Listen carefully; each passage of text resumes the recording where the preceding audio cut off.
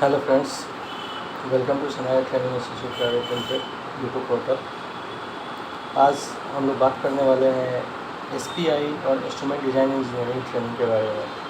Which one is best? बहुत सारे students और इंस्ट्रूमेंटेशन इंजीनियर ये सोचते हैं कि अगर डिज़ाइन में जाना है तो एसपीआई सीखना बहुत ज़रूरी है। कुछ लोग ये सोचते हैं कि डिज़ाइन में जाना है तो इंस्ट्रूमेंटेशन डिज़ाइन इंजीनियरिंग सीखना बहुत ज़रूरी है। अगर आप किसी भी फील्ड में हैं, मेंटेनेंस में हैं, शटडाउन में हैं, या प्रोजेक्ट में हैं, क्वालिटी में हैं, मार्केटिंग में हैं, किसी भी फील्ड में हैं, अगर आपको अपना प्रोफाइल इंस्ट्रूमेंटेशन डिज़ाइन इंजीनियरिंग में बनाना है तो उसके लिए जो डिज़ायर्ड स्किल सेट होता है वो क्या है कि सबसे पहले आपको इंस्ट्रूमेंटेशन डिज़ाइन इंजीनियरिंग का नॉलेज होना बहुत ज़रूरी है। रीज़न बिहाइंड दैट कि अगर आपको इंस्ट्रूमेंट्स के बारे में नहीं पता है, इंस्ट्रूमेंट्स के सिलेक्शंस के बारे में नहीं पता है, इंस्ट्रूमेंट्स के कैलकुलेशन के बारे में नहीं पता है, इंस्ट्रूमेंट्स के रेंज के बारे में नहीं पता है, इंस्ट्रूमेंट्स के मटेरियल के बारे में नहीं पता है, ठीक है, तो आप एसपीआई पे कैसे काम करेंगे? तो एसपीआई पे काम करने के लिए सबसे पहले आपको इंस्ट्रूमेंट्स के बारे में जानना ज़रूरी होता है।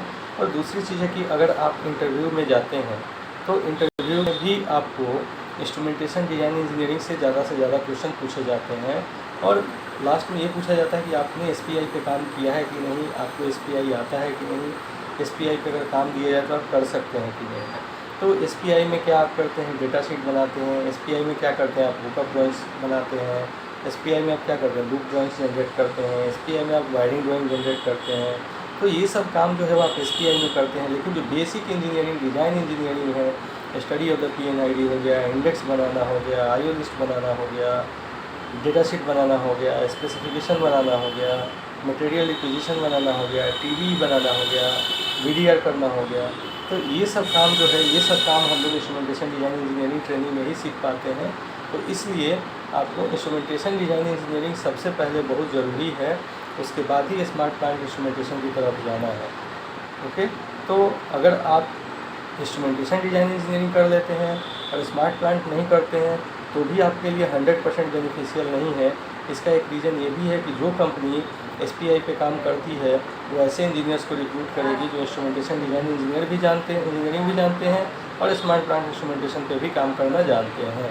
लेकिन सबसे पहले जो ज़रूरी है वो है इंस्ट्रूमेंटेशन डिज़ाइन इंजीनियरिंग। तो आप कहीं से भी ट्रेनिंग लें, किसी भी इंस्टीट्यूट से ट्रेनिंग लें, सबसे पहले आप इंस्ट्रूमेंटेशन डिज़ाइन इंजीनियरिंग की ट्रेनिंग लें, फुल कोर्स ट्रेनिंग लें, डेडिकेटेड ट्रेनिंग लें, फॉर्मेलिटी की तरह नहीं लें, फॉर्मेलिटी पूरा नहीं करें। आप अगर पैसे पे कर रहे हैं तो वहाँ से आप अपने स्किल सेट को अपग्रेड कीजिए, क्योंकि ज़्यादातर बच्चों में ये देखा जाता है, क्वेश्चन यही होता है कि सर ट्रेनिंग कर लेने के बाद क्या हमारी प्लेसमेंट हो जाएगी?